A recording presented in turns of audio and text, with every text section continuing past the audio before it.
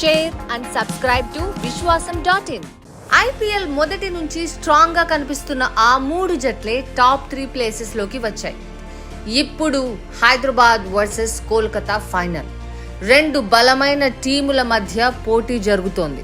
ఈ రెండు టీముల్లో ఎవరి బలం ఏంటి? హైదరాబాద్ ను కోల్కతా ఓడించగలదా?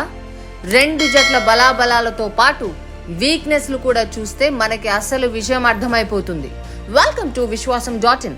ముందుగా హైదరాబాద్ సంగతి చూద్దాం. 250+ స్కోర్లు అలవోకగా చేసిన ఏకైక జట్టు హైదరాబాద్. పేస్ బౌలింగ్ లో పదును ఉంది. పార్ట్ టైం స్పిన్నర్లు కూడా అదరగొడతారని రెండో క్వాలిఫైయర్ చూపించింది. కమిన్స్ కెప్టెన్సీ అదనపు అడ్వాంటేజ్. బ్యాటింగ్ లో అయినా బౌలింగ్ లో అయినా ఇంత డెప్త్ ఉన్న జట్టు ఇంకొకటి లేదు. ఎవరైనా ఒప్పుకోవాల్సిన వాస్తవాలు ఇవి. ఓపెనింగ్ జోడీ అభిషేక్ హెడ్లతో మొదలుపెట్టి 8వ నెంబర్లో దిగే కమిన్స్ వరకు అందరూ ఏ స్టేజ్లో అయినా బాధగల బ్యాటర్లే ఉన్నారు.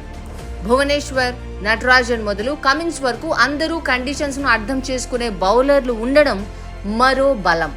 జట్టులో అన్ని ఎలిమెంట్స్ అంటే హిట్టర్స్, మిడిల్ ఆర్డర్ ను నిర్మించే సత్తా ఉన్న క్లాసన్ లాంటి వాళ్ళు, లోయర్ ఆర్డర్ అన్ని సరిగ్గా కుదిరాయి.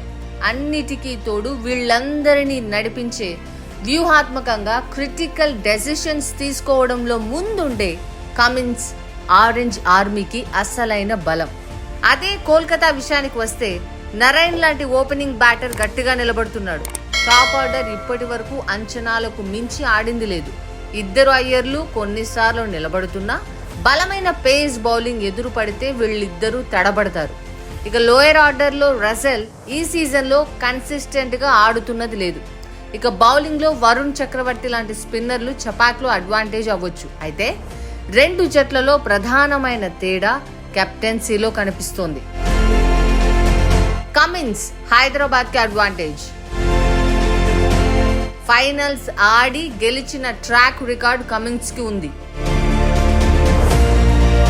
అందరి బలాబలాలపై ఖచ్చితమైన అంచనా ఉన్నోడు కమిన్స్. అయ్యర్ కెప్టెన్సీ మీద ముందు నుంచి ఎవరికీ పెద్దగా గురి లేదు. గెలిచే జట్టుకు శ్రేయాస్ కెప్టెన్ అని మాట్లాడుతున్నారు. అందుకే కోల్కతాకి కెప్టెన్ కన్నా కోచ్ బలం ఎక్కువ. ఫీల్డ్లో ఎలాంటి ఎత్తుగడలు వేయాలి, ఎవరిని ఎప్పుడు దించాలి లాంటి విషయాల్లో గౌతమ్ గంభీర్ కీలకం.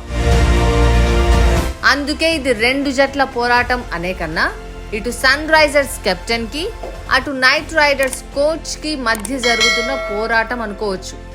మరి ఎవరు పైచేయి సాధిస్తారో చూడాలి. ఏ జట్టు ఐపీఎల్ గెలుస్తుంది అని మీరు అనుకుంటున్నారు? కామెంట్స్ లో చెప్పండి. Like, share and subscribe to vishwasam.in.